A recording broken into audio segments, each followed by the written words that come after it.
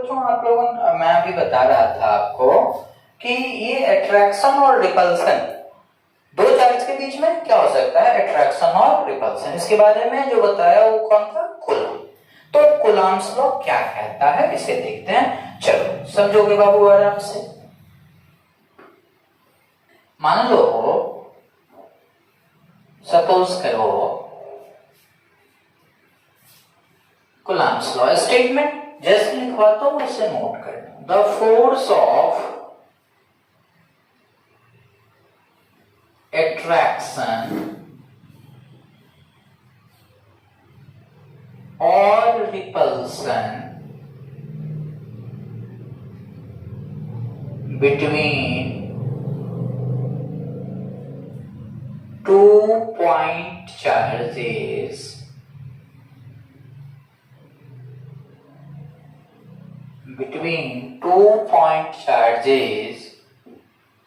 is directly proportional to the, क्या लिखा मैंने, द फोर्स ऑफ एट्रैक्शन और रिपल्सन, ये दो लगता है ना बेटा, between 2 point charges is directly proportional to the product of their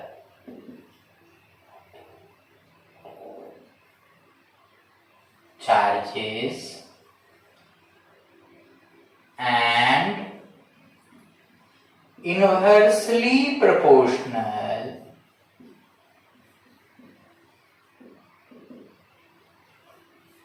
to the square of the distance between them. Distance between them. मैंने क्या देखा कि द फोर्स ऑफ अट्रैक्शन और रिपल्सन और between 2 point charges, 2 point charges के बीच लगने वाला फोर्स ऑफ अट्रैक्शन और repulsion directly proportional to the product of their charges, किसके, प्रोडक्ट ऑफ चार्जेस के डायरेक्टली प्रोपोर्शनल, और इनवर्सली प्रोपोर्शनल किसके, square of the distance between them, मतलब उसके डिस्टेंस के बीच क्या, उसका जो बीच का डिस्टेंस है उसके स्क्वायर के। अगर इस रूल को हम मैथमेटिकली देखें बेटा तो देखो क्या लिखेंगे। मान लो यहां पर एक बॉडी ले लो A, इस पे चार्ज है Q1, यहां पे एक बॉडी ले लो B, इस पे चार्ज है Q2। क्या है बेटा, A पे क्या है चार्ज Q1, B पे क्या है चार्ज Q2, इसके बीच का सेपरेशन ले लो R, क्या ले लो, सेपरेशन R। तो मैथमेटिकली इस लॉ को देखो क्या कह रहा है, याद करो ग्रेविटेशन का भी लॉ इसी तरह का था ना, बस उसमें प्रोडक्ट ऑफ मासेस था, इसमें प्रोडक्ट ऑफ देयर चार्ज, उसमें भी distance inversely proportional to the square of distance था, इसमें भी inversely proportional to the square of distance है। तो देखो बाबू, देखिए बाबू क्या होगा, F डायरेक्टली प्रोपोर्शनल किसके, प्रोडक्ट ऑफ चार्जेस। तो यहाँ पे क्या है प्रोडक्ट Q1, यहाँ पे चार्ज क्या है Q2, इसके प्रोडक्ट मतलब Q1 into Q2, that's your first equation, clear. And F directly proportional से पहले इनवर्सली पहले कर लो, इनवर्सली प्रोपोर्शनल किसके, square of the distance between them. तो इनवर्सली लिखोगे ना बाबू, डिस्टेंस का स्क्वायर क्या होगा R square, square of the distance between them. यहां पे भी सेकंड इक्वेशन मान सकते हो, या कंबाइन करने में सहूलियत हो इसके लिए इसको डायरेक्टली में बदल दो। तो F डायरेक्टली प्रोपोर्शनल क्या, 1/r स्क्वायर, मतलब बेटा ये सेकंड इक्वेशन, समझ में आया। अब बेटा देखो इस दोनों इक्वेशन को कंबाइन करो, combine first and second equation. बेटा देखो क्या होगा, फर्स्ट और सेकेंड इक्वेशन को कंबाइन करोगे तो F directly proportional Q1 into Q2 by R square होगा या नहीं होगा? होगा। अब बेटा आपको पता है कि डायरेक्टली प्रोपोर्शनल का साइन हटेगा तो कुछ कांस्टेंट लगेगा, means F is equal to 1/4 pi epsilon naught, ये कांस्टेंट लगाते हैं, into Q1 into Q2 by R square. Clear? इसको टोटल को, ये जो देख रहे हो 1/4 पाई एप्सिलॉन नॉट, इस टोटल को कहीं कहीं k लिख देगा और k इक्वल्स टू क्या, 1/4 पाई एप्सिलॉन नॉट। अब इसे हम कहते हैं इलेक्ट्रोस्टैटिक फ्री कांस्टेंट। क्या बोलते हैं बेटा? Electrostatic free constant. ध्यान देना मेरी बातों पे, इसे क्या बोलते हैं आप? Electrostatic free constant. अब यहां देखो लिखा है एप्सिलॉन नॉट, यहां देखो परमिटिविटी आगे पढ़ाएंगे, लेकिन अभी समझ लो ये एप्सिलॉन और यहाँ नॉट लिखा है। नॉट का मतलब होता है कुछ नहीं है, जहां वैक्यूम हो, तन्हाई हो, फ्री स्पेस हो, दैट इज। तो ये हो गया permittivity of free space, permittivity of free space. Permittivity आगे पढ़ाएंगे बेटा। कौन सी बेटा? Permittivity of free space. यहाँ कोई मीडियम लिखा होता, एप्सिलॉन एयर लिखा होता, एप्सिलॉन वाटर लिखा होता, एप्सिलॉन डायमंड लिखा होता, तो permittivity of air, permittivity of water. अगर यहाँ पे कुछ भी देखो, यहाँ नीचे शायद नहीं दिख रहा हो, यहाँ देखो एप्सिलॉन एयर लिखा होता, एप्सिलॉन वाटर लिखा होता, एप्सिलॉन डायमंड लिखा होता, कुछ भी लिखा होता, इसका मतलब ये होता कि permittivity of air, permittivity of water, permittivity of diamond. But यहाँ नॉट लिखा है, जीरो लिखा है, मतलब यहाँ कुछ नहीं है। It means permittivity of free space, और इस k को 1/4 पाई एप्सिलॉन नॉट इसका वैल्यू होता है, और इसको इलेक्ट्रोस्टैटिक फ्री कांस्टेंट हम कहते हैं। समझ में आई मेरी बात? तो बेटा क्या था कूलम्ब्स लॉ, कि द फोर्स ऑफ अट्रैक्शन और repulsion between 2 point charges is directly proportional to the product of their charges and inversely proportional to the square of the distance between them। बेटा मैंने लिया एक सिस्टम लिया जिसमें दो charges थे, मान लो अभी दोनों प्लस ही हैं यार, एक पे Q1 एक पे, इस पे भी चर्चा करेंगे जस्ट अभी इसको मिटाने के बाद, एक पे Q1 और एक पे Q2। तो बेटा मैंने पढ़ा था directly proportional to the product of charges, इसलिए F directly proportional Q1 into Q2, तो F पहला इक्वेशन हो गया। अब इनवर्सली प्रोपोर्शनल क्या है? डिस्टेंस के स्क्वायर के, मतलब F inversely proportional to R square. तो इस दोनों इक्वेशन को कंबाइन किए तो ये बना, इसमें k की वैल्यू, इसी को बेटा इसी इक्वेशन को कहीं कहीं ऐसे लिखेगा, F is equal to k Q1 into Q2 by R square. बेटा k यहाँ पे क्या है? Electrostatic free constant. वैल्यू क्या है? 1/4 pi epsilon not. Epsilon not का मतलब परमिटिविटी ऑफ फ्री स्पेस। समझ में आ गई बात? चलो बेटा अब आपके मन में सवाल आ रहा होगा कि सर k की वैल्यू क्या होती है, k की SI यूनिट क्या होती है, ये सब पे जिक्र करते हैं, पहले आप इसको नोट कर लो। चलो बेटा सही है, मिटाएं इसको, नोट कर लिए होगे, अगर नहीं नोट किए हो तो वीडियो पॉज करके आप इसे नोट कर लेना। चलो अब बताते हैं। तो कूलम्ब अंकल की बात आप लोग समझ गए? कूलम्ब अंकल अच्छे थे? चलिए कूलम्ब अंकल को और थोड़ा समझते हैं, धीरे धीरे थोड़ा कूलम्ब अंकल के करीब जाना है। देखो बेटा कूलम्ब अंकल 12 में बहुत महत्वपूर्ण रोल अदा किए थे, विलेन का नहीं एक्टर का रोल अदा किए थे, और भी अमिताभ बच्चन की तरह ही थे। तो देखिए कूलम्ब अंकल की और कुछ बात आपको सिखाते हैं। कौन सा लॉ हम बता रहे हैं आपको? Coulomb's law. बेटा कोई एक सिस्टम लिए थे, याद करो यहाँ पे हमने लिया था, इस पे प्लस Q1 चार्ज लिया था और इस पे ये प्लस Q2 चार्ज लिया था। ये A है, ये B है, ठीक है। तो मेरा कहना है आपसे कि बेटा एक बात बताओ कि इस पे कौन सा कैरेक्टर का चार्ज लगेगा, बताना।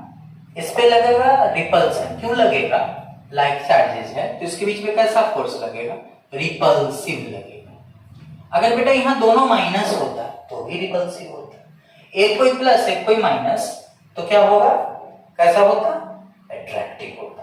तो बेटा ये जो दो चार्जेस के बीच जो ये लगने वाला फोर्स है ना, अट्रैक्टिव और रिपल्सिव, इसको आप जब एच.सी. वर्मा की बुक पढ़ोगे तो उन्होंने एक वर्ड लिखा है कोलंबियन फोर्स, और भी बुक्स में लिखा होगा बट एच.सी. वर्मा में भी लिखा है Colombian force.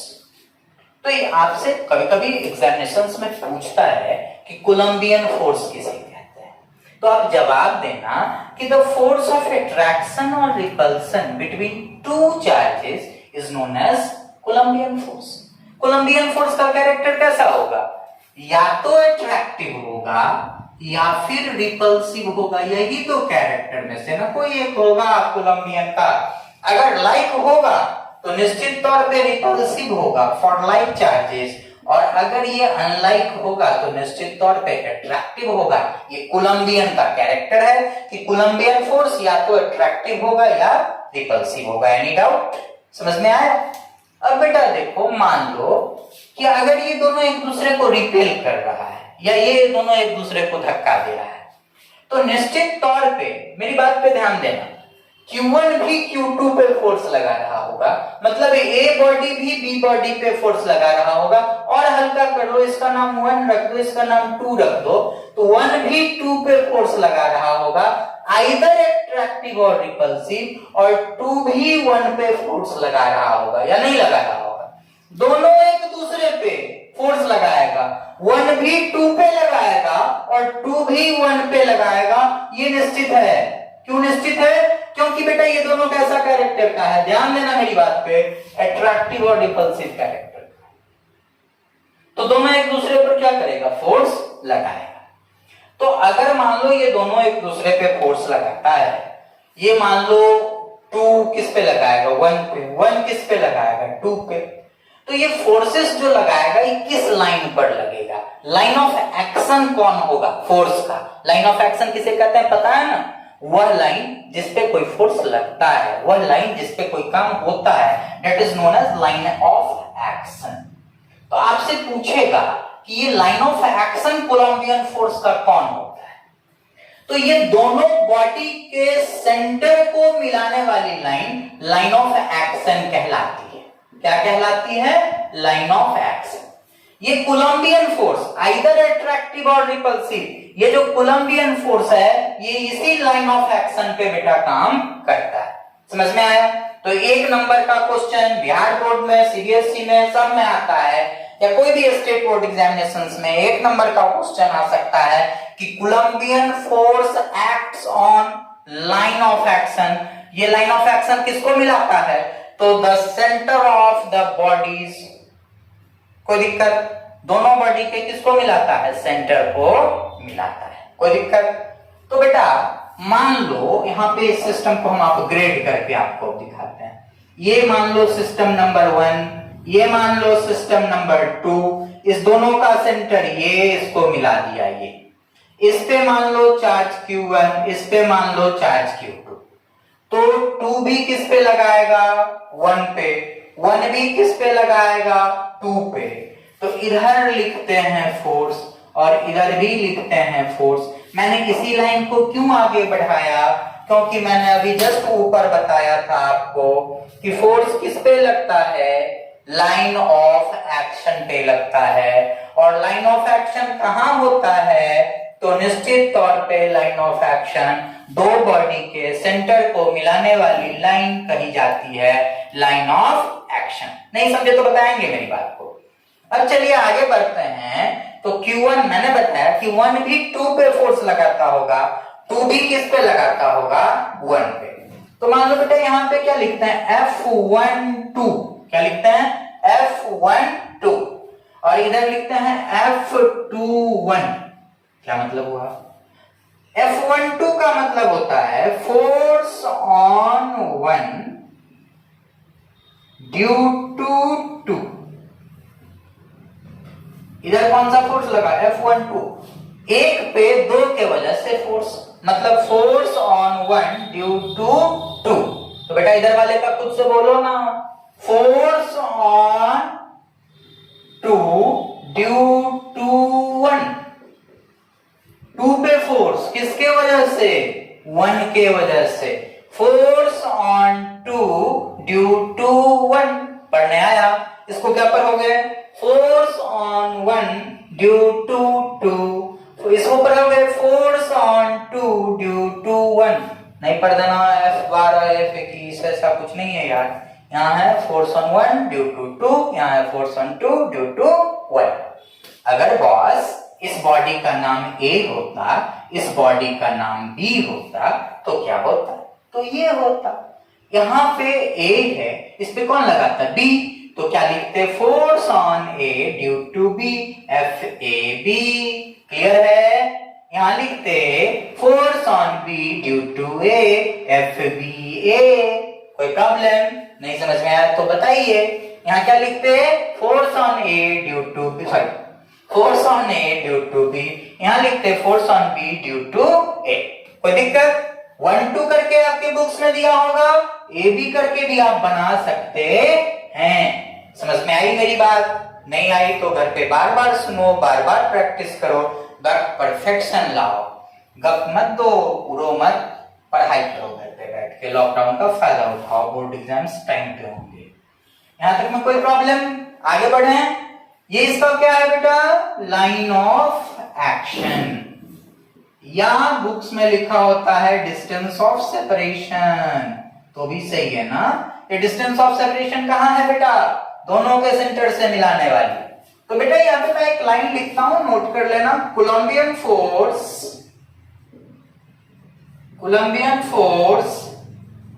acts on the line joining the centers of two bodies or system.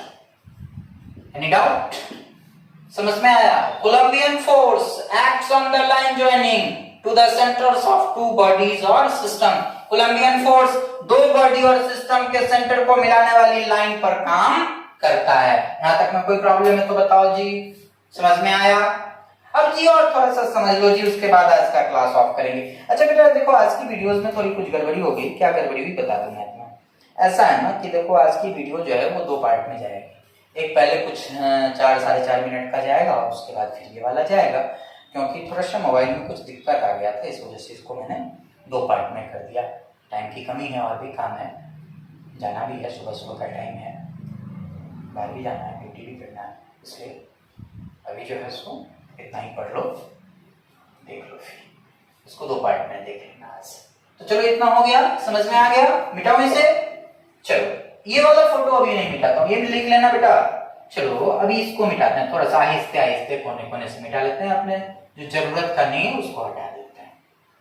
चलो देखो, अब यहां पे मेरी बात समझो।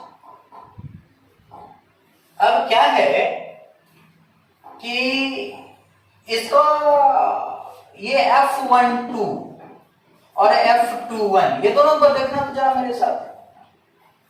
ये F12 और F21 दोनों अपोजिट होगा कि नहीं होगा? F12 इधर काम कर रहा है तो F21 इधर काम कर रहा है। भैया इसने पहली फोर्स लगाई, मान लो ये दिस इज एक्शन, तो निश्चित तौर पे दिस इज रिएक्शन। बोलो गलत बोले क्या? अगर दिस इज एक्शन तो बेटा दिस इज रिएक्शन। सही है ना? ये एक्शन है तो ये क्या है? रिएक्शन है। एक्शन रिएक्शन की कहानी समझ रहे हो मेरे साथ? तो न्यूटन दादा हम लोग को बताया था कि every action takes equal and opposite reaction. ये अपोजिट जो बोले थे इसका क्या मतलब? माइनस। तो बेटा अगर यहाँ पे कोई टीचर आया IITian type, F12 is equal to क्या हो जाता? माइनस F21 हो जाता। क्या हो जाता? Minus F21। क्यों? अगर दिस इज एक्शन तो दिस इज रिएक्शन। तो यार यहाँ F12 तो इधर माइनस लगाएंगे तब ना रिएक्शन पता चलेगा, और दोनों इक्वल होगा, मतलब क्या F12 बराबर माइनस F21। अब बेटा इसी को कोई टीचर ऐसे लिख दे और बढ़िया कर दे, सुंदर कर दे, F12 या मैग्नीट्यूड लगा दे यार, मैग्नीट्यूड मतलब मोड लगा दिया, मतलब मैग्नीट्यूड इसकी वैल्यू, तो F12 बराबर क्या बेटा माइनस F21। बात सही है कि नहीं सही है बेटा, है ना सही?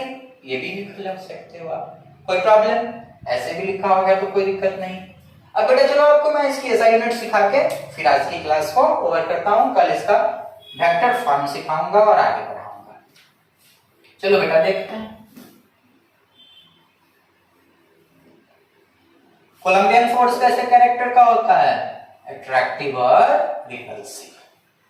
चलो अब कैलकुलेट करते हैं, टॉपिक बनाना कैलकुलेशन ऑफ